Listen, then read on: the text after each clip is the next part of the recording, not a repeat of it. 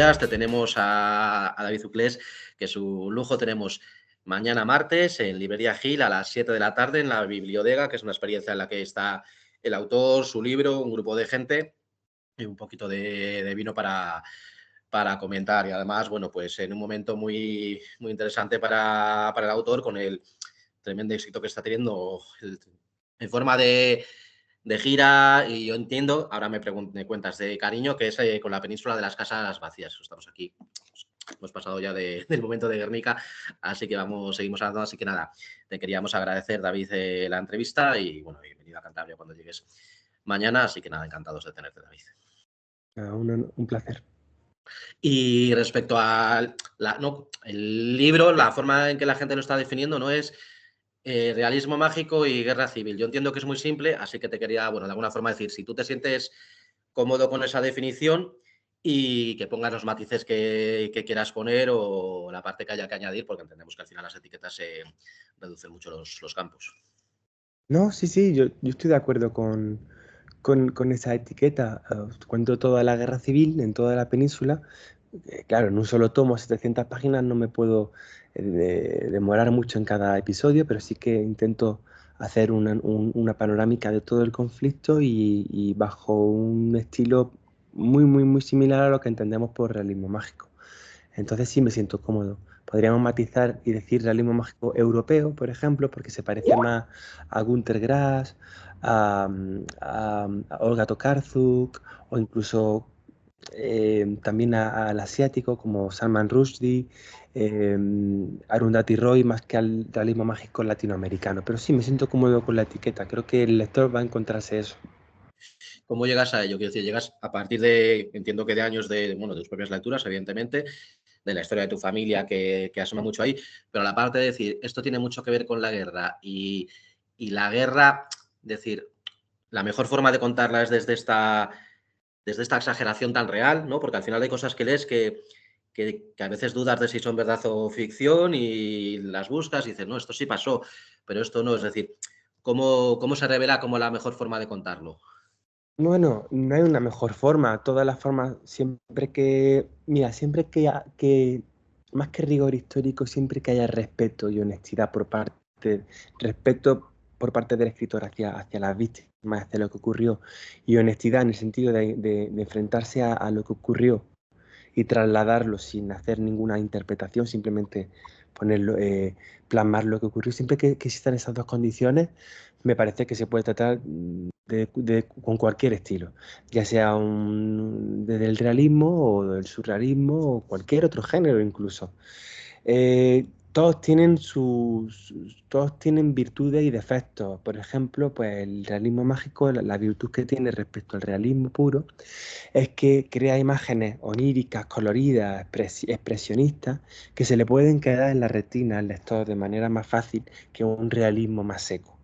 Entonces, de esa manera, pues se podrá hacer memoria, porque si esa información se le queda al lector y cuando termina la lectura es parte de su propia memoria, pues ya has conseguido ese propósito. Por lo tanto, yo creo que por lo menos es un estilo igual de válido que otro cualquiera. Le da todo un aire muy mítico, ¿no? Un aire casi de hecho fundacional, ¿no? Hay de imágenes que describes, como dices, superpoderosas, que sumadas a la propia realidad, que ya de por sí fue muy dura, le da todo un aire, ¿no? Del inicio de algo, ¿no? de historia generacional, de alguna forma.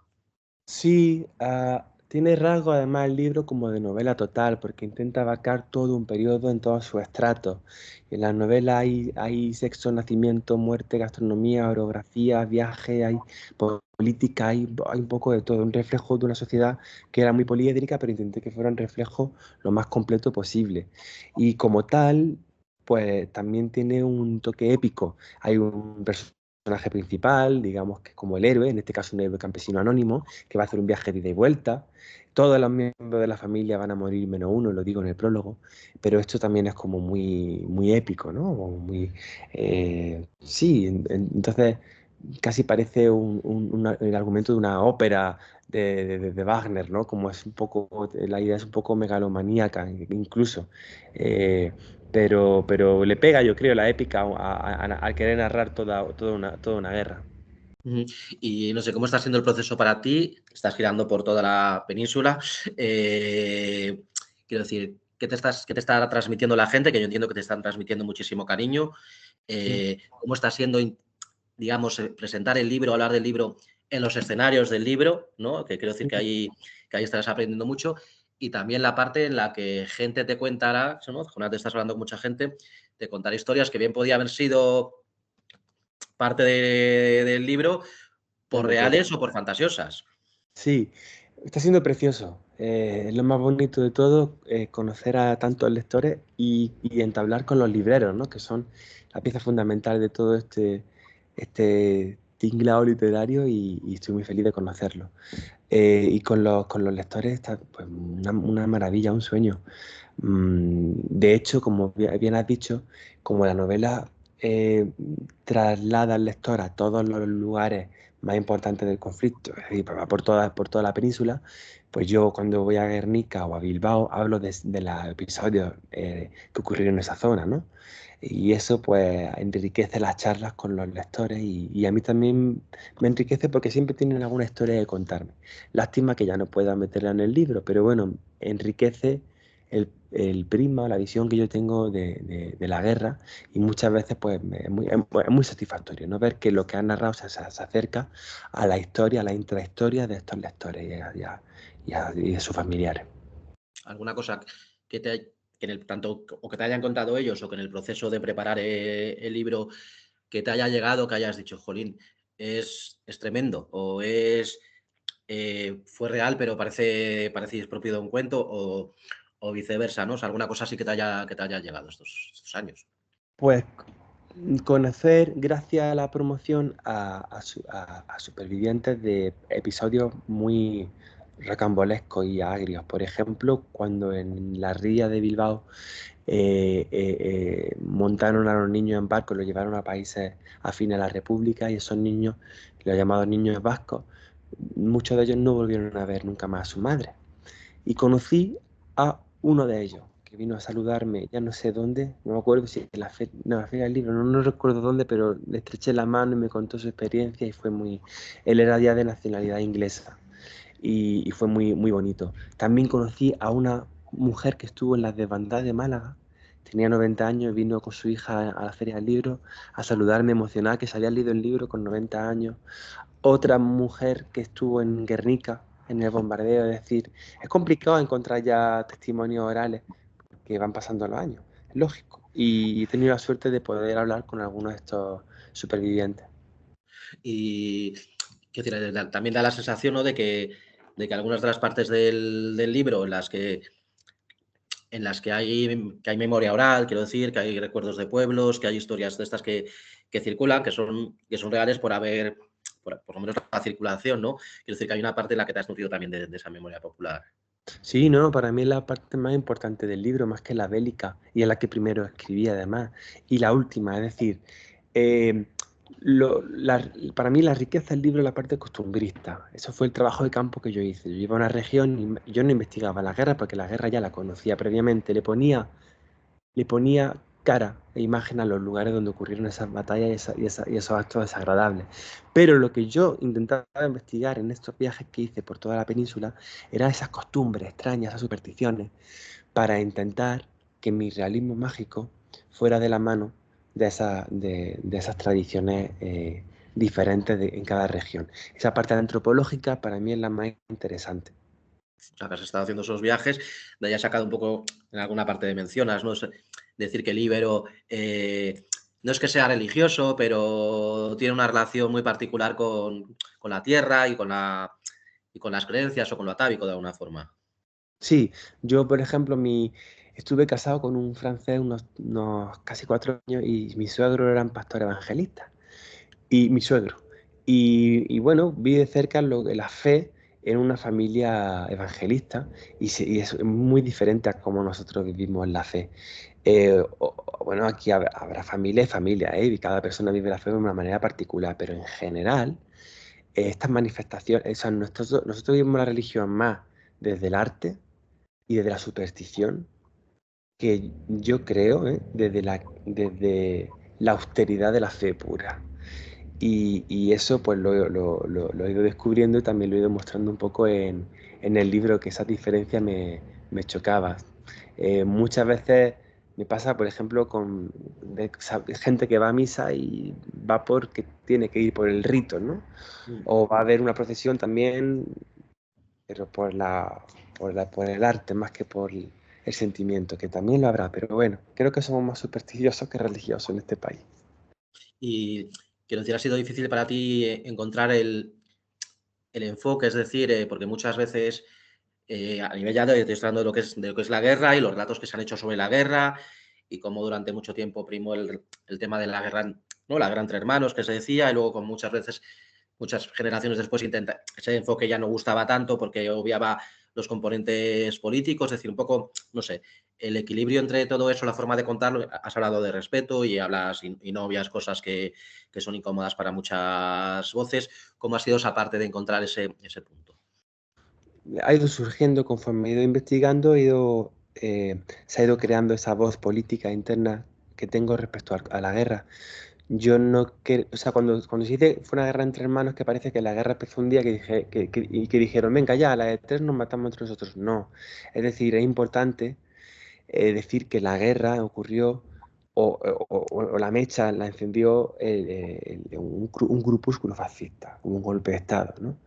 Y que al principio hubo quienes se intentaron defender de ello. Pero yo sí que creo que conforme iba pasando el tiempo se convirtió en un conflicto civil.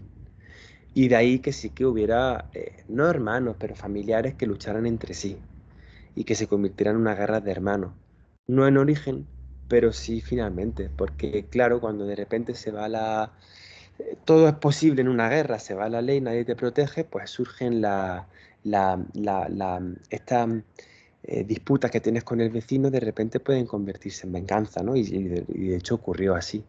Entonces, bueno, yo estoy ahí que las dos ideas, las dos ideologías las abrazo, tanto la que dicen que fue una guerra entre hermanos como como los que dicen que, ojo, hay que ver cómo empezó y cómo terminó. Pero entre medias sí fue un conflicto civil en algunas regiones. Ujú. Además, no, en un país, en un pueblo en el que el pozo de enfrentamiento interno es como muy recurrente también, de alguna forma. O sea, como que siempre se está deseando llegar al conflicto. Lo vemos hoy en el Congreso, ¿no? Quien niegue eso está un poco ciego. O sea, eh, en este país cuesta escuchar al otro y decir que lleva la razón. Primero regurgitas tu idea, que suele ser contraria a la del otro, y ya debates. Pero no hay esa cosa. Yo no recuerdo en el Congreso que diga alguien de una ideología a la otra, tiene usted razón, vamos a aplicar esa ley porque tiene usted razón, ¿no? Siempre está el- la- el- bueno, pero eso es poco el circo del Congreso. Luego yo no lo veo tanto en la sociedad, ¿eh? No veo que la sociedad estemos divididos. Solamente cuando toca el tema de la política solemos tomar esas posiciones polarizadas.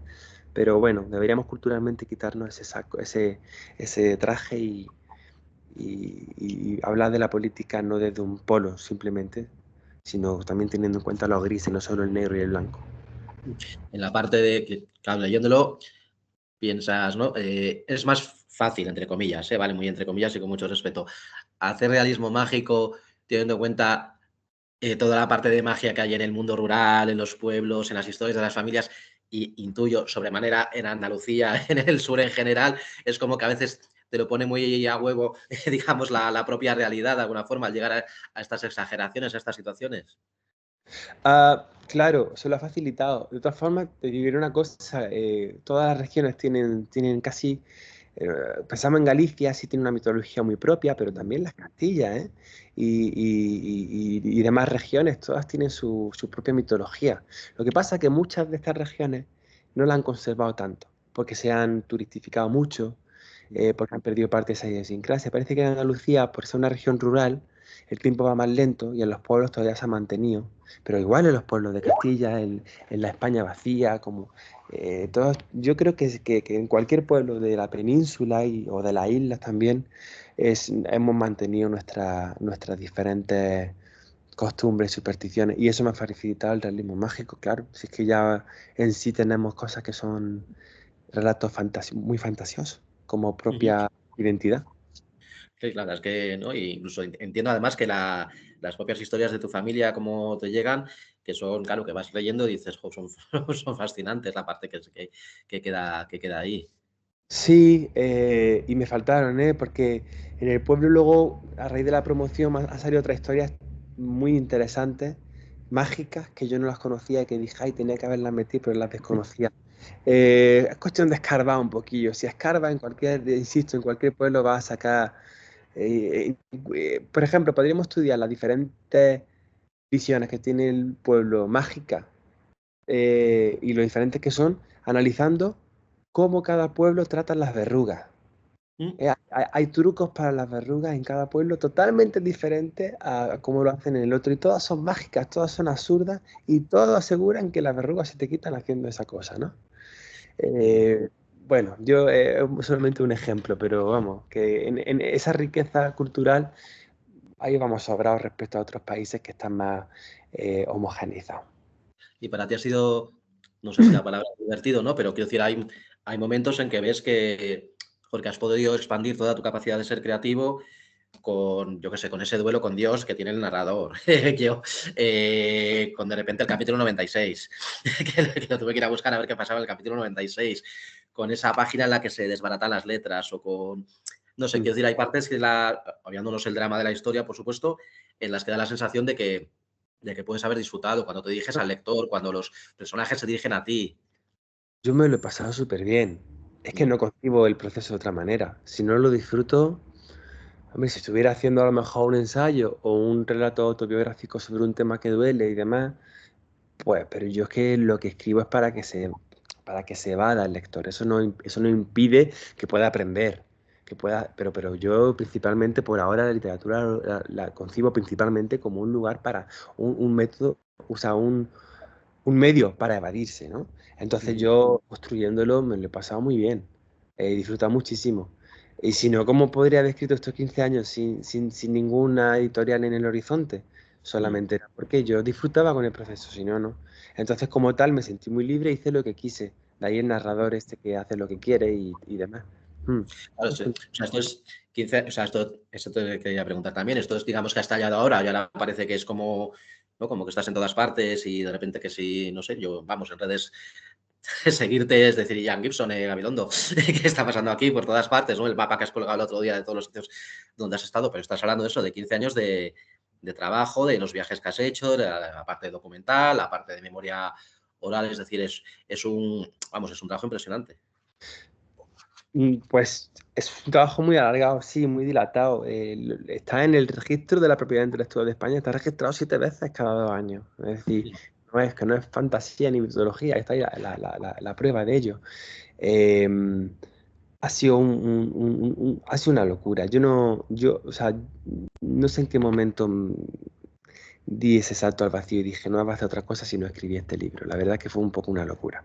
Pero ahora, ¿sabes? Estoy feliz, estoy feliz. Pero hasta hace muy poco no. Hasta hace muy poco yo no estaba trabajando ni nada por escribir esta novela. Mi padre constantemente diciéndome que qué hacía de mi vida. Y bueno, pero no me gusta esta frase muy americana de quien la sigue, la consigue, todas estas cosas, porque a veces no. O sea, yo he tenido suerte y al final he podido encontrar una editorial buenísima y que se publique en un momento en el que, bueno, pues se ha expandido la novela, pero, pero no siempre se consigue. Yo por eso reitero que es muy importante disfrutar. Yo disfrutaba mucho escribiéndolo, entonces para mí no era tiempo perdido. Para mí, Mm. a lo mejor sí, pero para mí no. Aunque no se hubiera publicado nunca, ese tiempo era un tiempo invertido que yo para mí era muy preciado y casi he sido muy feliz escribiéndolo. No, pues nos alegramos mucho, te felicitamos porque eso es verdad que no siempre el esfuerzo lleva al éxito, pero que algo fructifique, pues es Sí, una forma también de conocer el esfuerzo que hay detrás. O sea, eso no quita una cosa de la otra en absoluto. Pues nada, no, vamos, te dejamos que tienes una agenda un poco intensa, hay mil cosas más de las que se podrían hablar, algunas las comentaremos mañana, ¿no? En esta biblioteca en Gil, martes 7 de la tarde, previa inscripción, y otras pues os las encontráis leyéndolo. Y eso es así. Así que nada, muchísimas gracias, David, por atendernos, de verdad. Muchísimas gracias. gracias, Oscar, un abrazo.